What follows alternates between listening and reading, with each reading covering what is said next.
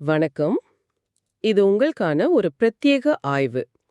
உங்ககிட்ட இருந்து கிடைச்ச மூலங்களை வச்சு. அதாவது, இன்னைக்கு ரவி ரவீந்திராவோட பகவத்கீதா இதயத்திற்கான வழிகாட்டி புத்தகத்தோட சில பகுதிகளை எடுத்து, அதுல இருக்கிற முக்கியமான கருத்துக்களையும் யோசனைகளையும் நாம பிரிச்சு பார்க்க போறோம். இது நீங்க விஷயத்த நல்லா தெரிஞ்சுக்கிறதுக்கான ஒரு வழி. கொஞ்சம் ஆச்சரியமான உண்மைகள், கொஞ்சம் சுவாரஸ்யத்தோட. இன்னைக்கு நம்ம நோக்கம் ரவி ரவீந்திராவோட பகவத்கீதா பார்வைய முழுமையா புரிஞ்சுக்கிறது தான். இந்த புத்தகம் கீதைக்கு ஒரு தனித்துவமான விளக்கமா பார்க்கப்படுது. இது வெறும் அத்தியாயங்களோட சுருக்கம் இல்ல. இது எப்படி நம்ம அன்றாட உள்ளுக்குள்ள நடக்கிற போருக்கு ஒரு வழிகாட்டியா பயன்படுத்தலாம்னு ரவீந்திரா விளக்கறத பார்க்க போறோம். நீங்க இந்த புத்தகத்தோட முழு சாரத்தையும் புரிஞ்சுக்கணும்னு நினைக்கிறீங்க. அதனால கீதையோட ஆரம்பத்திலிருந்து கடைசி வரைக்கும் ரவீந்திரா பார்னையில அலசுவோம். ஆரம்பிக்கலாமா? நிச்சயமா. பகவத்கீதைங்கிறது சந்தேகமே இல்லாம உலக சிந்தனைக்கு இந்தியா கொடுத்த முக்கியமான கொடைகள்ல ஒண்ணு. பல நூற்றாண்டா இது ஞானிகள், அறிஞர்கள், ஏன் சாதாரண மனுஷங்களையும் ஈர்த்திருக்கு. ஆல்டஸ் ஹக்ஸ்லி சொன்ன மாதிரி இது நிலையான தத்துவத்தோட மிக தெளிவான வெளிப்பாடுகள்ல ஒண்ணு. இது ஒரு மத நூல் மட்டும் இல்ல, மனிதனோட ஆழமான கேள்விகளுக்கும் பதில் சொல்ல முயற்சிக்குது. ரவீந்திராவோட அணுகுமுறையில என்ன ஒரு ஸ்பெஷல்னா, இப்போ சுவாமி அம்பிகானந்த சரஸ்வதி மாதிரி ஆட்கள் சொல்றாங்க, அவர் கீதைய நம்ம இதயத்தை தொடர மாதிரி, மனச துறக்கிற மாதிரி, அப்புறம் செயலுக்கு தூண்டுற மாதிரியும் அணுகுறாருன்னு. கிழக்கு மேற்கு ஆன்மீக மரபுகள்ல அவருக்கு இருந்த அந்த ஆழமான புரிதல் கீதைக்கு ஒரு புது பரிமாணத்தை கொடுக்குதுன்னு சொல்றாங்க. அப்போ அவர் இத வெறும் சரித்திரமா பார்க்காம நம்ம மனசுக்குள்ள இதயத்துக்குள்ள நடக்கிற போராட்டமா பார்க்கறாரு. இதுதான் மையமா. மிக சரியா. அந்த உள்ளிருக்கும் போருங்கிற உருவகம்தான் ரவீந்திராயின் விளக்கத்தோட திறவுகோள். அதே சமயம் கீதையோட பாரம்பரிய முக்கியத்துவத்தையும் நம்ம பார்க்கணும். இது ஸ்மிருதி, அதாவது நினைவில் கொள்ளப்பட்டதுன்னு வகைப்படுத்தினாலும் இத கீதோபனிஷத், யோகோபனிஷத்னு சொல்றாங்க. இதுக்கு உபனிஷத்தோட தகுதி இருக்குன்னு காட்டுது. சிலர் இத உபனிஷத்துகளின் உபனிஷதம்னு கூட சொல்றாங்க பாருங்க. பிரம்மசூத்திரம் உபனிஷத்துகளோட சேர்ந்து இது பிரஸ்தானத்ரயி, அந்த 3 அடிப்படை நூல்கள்ல ஒண்ணு. இதோட காலம் கிமு 502ஆம் நூற்றாண்டு இருக்கலாம்னு அறிஞர்கள் சொல்றாங்க. சரி, கதை தொடங்குது. குருக்ஷேத்திர போர்க்களம். திருதராஷ்டிரன் பார்வையற்ற மன்னன் சஞ்சயன் கிட்ட கேக்குறான் அங்க என்ன நடக்குதுன்னு. பாண்டவர்களுக்கும் கௌரவர்களுக்கும் போர் வந்துருச்சு. அந்த போர்க்களத்தை தர்மக்ஷேத்திரம், தர்மத்தோட களம் அப்படின்னு ஸ்லோகமே சொல்லுது. முதல் வார்த்தைய தர்மம். ரவீந்திரா இந்த தர்மத்தை எப்படி பாக்குறாரு? இங்கதான் ரவீந்திராவோட அந்த உள்ளிருக்கும் போர் பார்வைக்கு வரும் தர்மம்னு.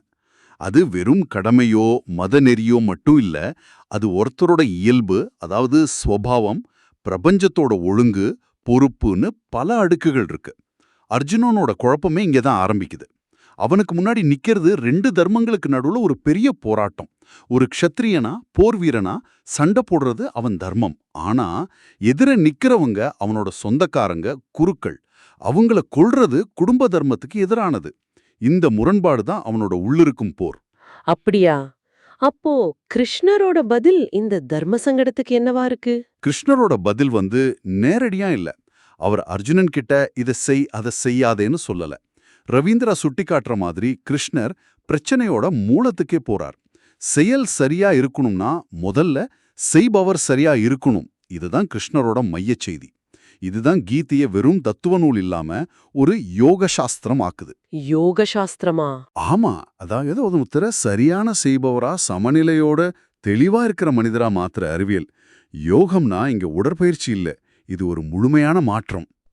கீதையில 18 அத்தியாயம் இருக்குல்ல, அத ரவீந்திரா வேற வேற யோகங்களா பாக்குறாரு இல்லையா? கர்ம யோகம், ஞான யோகம், பக்தி யோகம்னு. இந்த பிரிவினை சும்மா வகைப்படுத்துதல் தானா, இல்ல அதுக்குள்ள ஆழமான பார்வை இருக்கா? இது வெறும் வகைப்படுத்தல் இல்ல. ரவீந்திராவோட முக்கிய பார்வை என்னன்னா, இந்த அத்தியாயங்கள் ஒவ்வொன்றும் நம்மள முழுமையாக்குறதுக்கு உதவுற வெவ்வேறு பயிற்சிகள் அல்லது பாதைகள். செயல், அதாவது கர்மம், அறிவு, அதாவது ஞானம், தியானம், பக்தி, இப்படி. ஆனா இவையெல்லாம் தனித்தனி இல்ல. ரவீந்திரா இதையெல்லாம் புத்தி யோகம் அப்படிங்கிற ஒரே குடைக்கு கீழே கொண்டு வராரு. புத்தி யோகம்? ஆமா, அதாவது ஒருங்கிணைந்த புத்திசாலித்தனம். இந்த புத்தி யோகம் தான் மற்ற எல்லா யோகங்களையும் உள்ளடக்கியது. நீங்க கீதையில பாத்தீங்கன்னா 2:39, 10:10, 18:57 இத பத்தி பேசுவார். உண்மையான ஆன்மீகம்ங்கிறது இந்த எல்லா வழிகளையும் சரியா ஒருங்கிணைக்கிறது தான். வெறும் அறிவு இல்ல வெறும் பக்தி இல்ல வெறும் செயல் மட்டும் முழுமையாகாது. இது கேட்க சுவாரஸ்யமா இருக்கு. அப்போ இந்த புத்தியோகம் வழியா கிருஷ்ணர் சொல்ற முக்கிய போதனைகளை ரவீந்திரா பார்வையோட சேர்த்து எப்படி புரிஞ்சுக்கிறது? கீதையோட முழு பயணத்தை இது எப்படி விளக்குது? முதல்ல பாருங்க, இந்த உள்ளிருக்கும் போரோட அடிப்படையே கிருஷ்ணர் மாத்துறார். அர்ஜுனன் உடல் அழியறத பத்தி கவலைப்படுறான். ஆனா கிருஷ்ணர் சொல்றது ஆன்மா, அதாவது தேகி, அதுக்கு அழிவே கிடையாது. உடல்ங்கிறது நம்ம போடுற சட்டை மாதிரி. பழைய சட்டையை கழட்டிட்டு புதுசா போடுற மாதிரி ஆன்மா உடல்களை மாத்துது. அதனால அழிவை பத்தின பயம் தேவையில்லைங்கிறாரு. ஓ, இது போருக்கு தேவையான முதல் மனநிலையை கொடுக்குது, பயத்துல இருந்து விடுதலை. ஆனா பயம் போனா மட்டும் போதுமா? நம்ம செயல்கள் நம்மள பாதிக்குதே, அதோட விளைவுகள் துரத்துது. அத பத்தி கீதை என்ன சொல்லுது? நல்ல கேள்வி. இதுதான் கர்ம பந்தனம். நம்ம செயல்களோட விளைவுகளால நாம கட்டப்படுறோம். போன காலத்தோட பதிவுகளாலையும் எதிர்காலத்துல என்ன நடக்குமோங்கிற எதிர்பார்ப்பாலையும் நாம இயக்கப்படுறோம். இதுவும் நம்ம உள்ளிருக்கும் போரோட ஒரு பகுதி தான். இதிலிருந்து விடுபடத்தான் ஆன்மீக பயிற்சி, அதாவது யோகம் தேவை. நிகழ்காலத்துல சுதந்திரமா பற்று இல்லாம எப்படி செயல்படுறதுன்னு யோகம் கத்துக் கொடுக்குது. அந்த பற்றற்ற செயலைத்தான் செயலற்ற செயல்னு சொல்றாங்களா? அது எப்படி முடியும்? சும்மா இருக்கிறதா? இல்ல, செயலற்ற செயல்னா சும்மா இருக்கிறது இல்ல. ரவீந்திரா இதை அழகா விளக்குறாரு.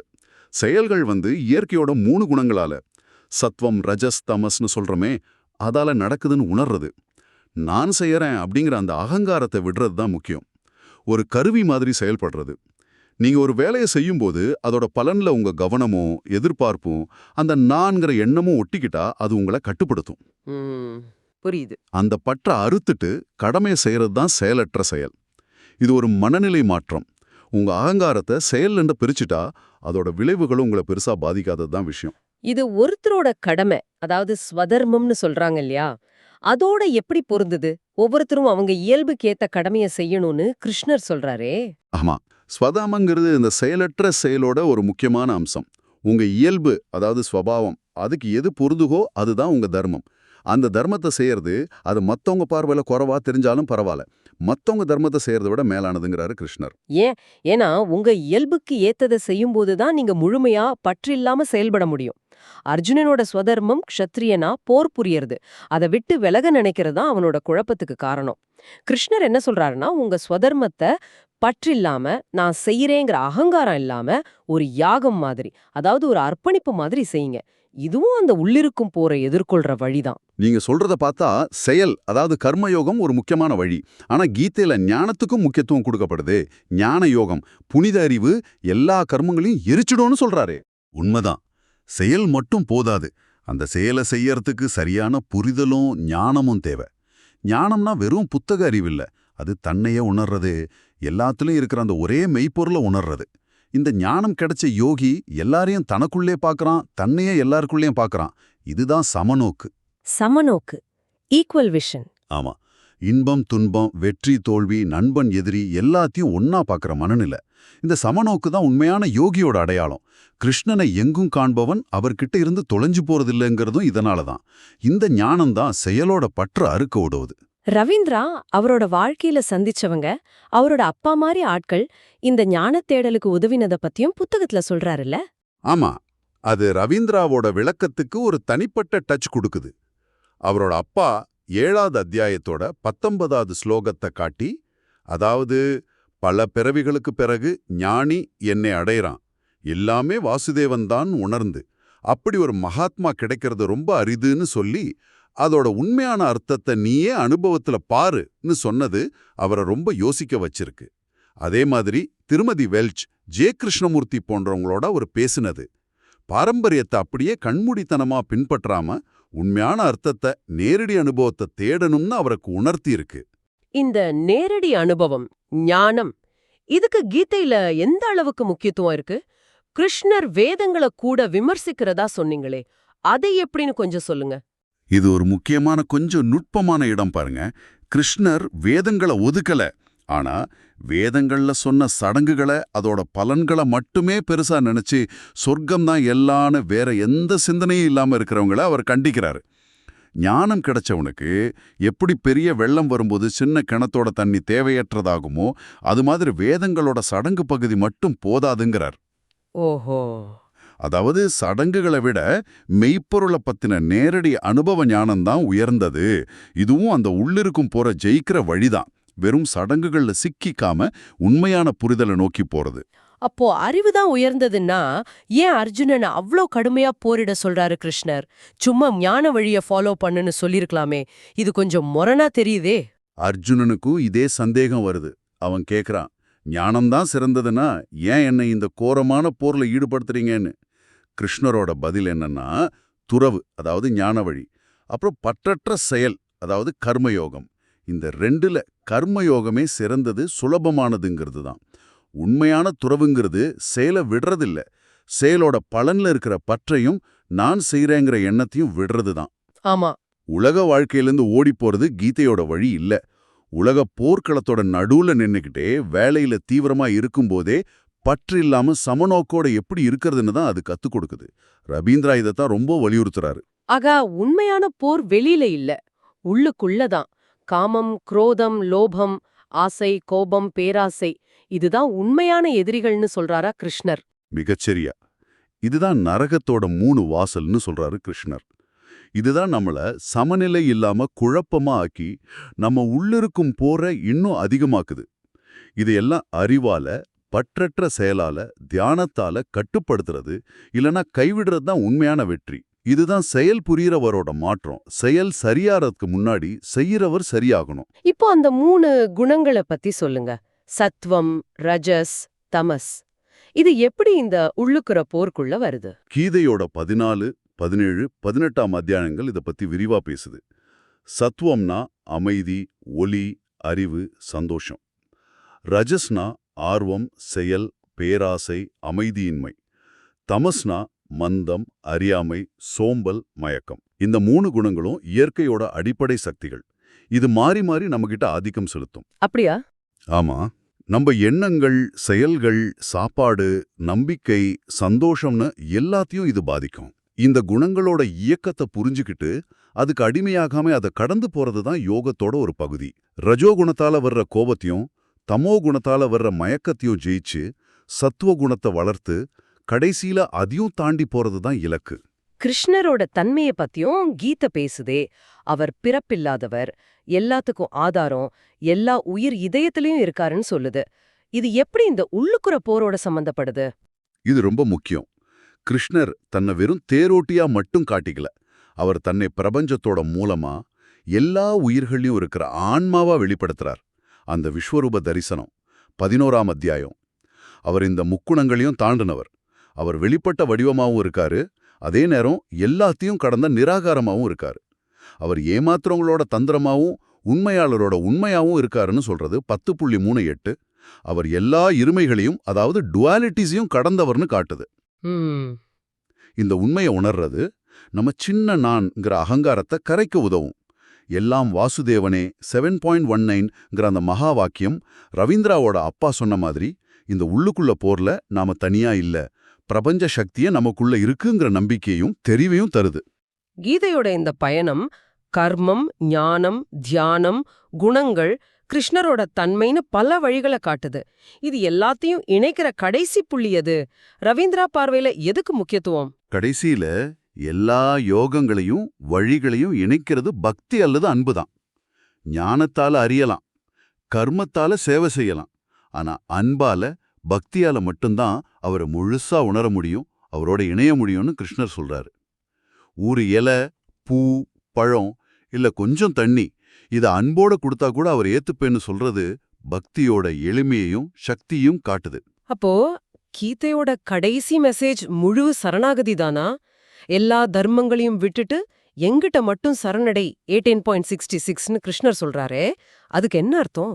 ஆமா, அதுதான் கீதையோட உச்சகட்டமான செய்தி. ஆனா இது சரியா புரிஞ்சுக்கணும். எல்லா தர்மங்களையும் விடுன்னா கடமைகளை செய்யாதேன்னு அர்த்தம் இல்ல. மாறா, இது என் தர்மம், நான் இதை செய்யணுங்கிற அந்த பற்றையும் கவலையையும் அகங்காரத்தையும் விட்டுட்டு எல்லாத்தையும் இறைவன் கிட்ட, அதாவது கிருஷ்ணர் கிட்ட முழுசா ஒப்படைச்சிடுங்கிறதா அதோட பொருள். ஓ, அப்படி வருதா? ஆமா, அந்த உள்ளுக்குற போரோட சுமையை நீ சுமக்காத, அதை என்கிட்ட கொடுத்துடு, நான் உன்னை எல்லா பாவங்கள்ல இருந்தும், அதாவது பந்தங்கள்ல இருந்தும் விடுவிப்பேன், கவலைப்படாதேன்னு அவர் தர்ற உறுதி அது. இது செயலற்ற தன்மை இல்ல, மாறா இறை நம்பிக்கையோட செய்யற செயல். ரவீந்திரா இந்த சரணாகதி அன்பு நம்பிக்கையோட உச்சகட்ட வெளிப்பாடா பார்க்கிறார். ஆக ரவீந்திராவோட இந்த பார்வை கீதைய அணுலிருந்து அண்டம் வரைக்கும் அலசி, அது எப்படி நம்ம அன்றாட வாழ்க்கை பிரச்சனைகளுக்கும் முக்கியமா நம்ம மனப்போராட்டங்களுக்கும் ஒரு நடைமுறை வழிகாட்டியா இருக்குன்னு விளக்குது. செயல், கர்மா, அறிவு, ஞானம், தியானம், அன்பு, பக்தி எல்லாத்தையும் ஒருங்கிணைக்கிற அந்த புத்தி யோகம்தான் மைய ஓட்டம். நம்ம இயல்புக்கு ஏத்த கடமைய, அதாவது ஸ்வதர்மத்தை பற்றில்லாம செய்யறது, எல்லாத்துலயும் எல்லா உயிர்கள்லயும் இறைவனை பாக்குறது, அந்த இறைவன் கிட்ட முழுசா சரணடைகிறது. இதுதான் கீதையோட முழு பயணத்தோட சாரம், ரவீந்திராவோட வழிகாட்டல் படி. இங்க ரொம்ப சுவாரஸ்யமான விஷயம் என்னன்னா, கீதை நம்மள உலகத்தை விட்டு ஓடச் சொல்லல. மாறா ரவீந்திர காட்டுற மாதிரி உலகத்தோட, அதாவது நம்ம உள்ளுக்குற இருக்கிற போர்க்களத்தோட நடுவுல நின்னுகிட்டு வேலையில தீவிரமா இருக்கும்போதே எப்படி உள்ள அமைதியோட பற்றில்லாம சமநோக்கோட இருக்கிறதுன்னு தான் அது கத்துக் கொடுக்குது. இது சும்மா செயலை மாத்துறது பத்தி இல்ல, செயல் செய்யறவரையே மாத்துறது பத்தி. செயல் சரியாறதுக்கு முன்னாடி செய்பவர் சரியாகணும். இதுதான் கிருஷ்ணரோட யோகத்தோட ரவீந்திரா வெளிக்கொண்டு வர சாராம்சம். கீதை முழுவதுமே இந்த மாற்றத்துக்கான ஒரு வழிகாட்டி தான். இந்த ஆய்வு மூலமா ரவீந்திராவோட பார்வையில கீதைய நாம பார்த்தோம். இதுல உங்களுக்கு ரொம்ப ஆழமா தொட்ட விஷயம் எது? கீதை சொல்ற இந்த உள்ளிருக்கும் போர், ஆசை, கோபம், பேராசை, தர்ம சங்கடங்கள் உங்க அன்றாட வாழ்க்கையில எப்படி இருக்குன்னு கொஞ்சம் யோசிச்சு பாருங்க. உங்க ஸ்வதர்மம், உங்க உண்மையான இயல்புக்கு ஏற்ற வேலை எதுவா இருக்கும், அதை எப்படி பற்றில்லாம ஒரு அர்ப்பணிப்போட செய்யறது? இந்த கேள்விகளோட உங்களை இன்னைக்கு விட்டு செல்கிறோம். இந்த ஆழ்ந்த ஆய்வில் எங்களுடன் பயணித்ததற்கு நன்றி. அடுத்த ஆய்வில் சந்திப்போம்.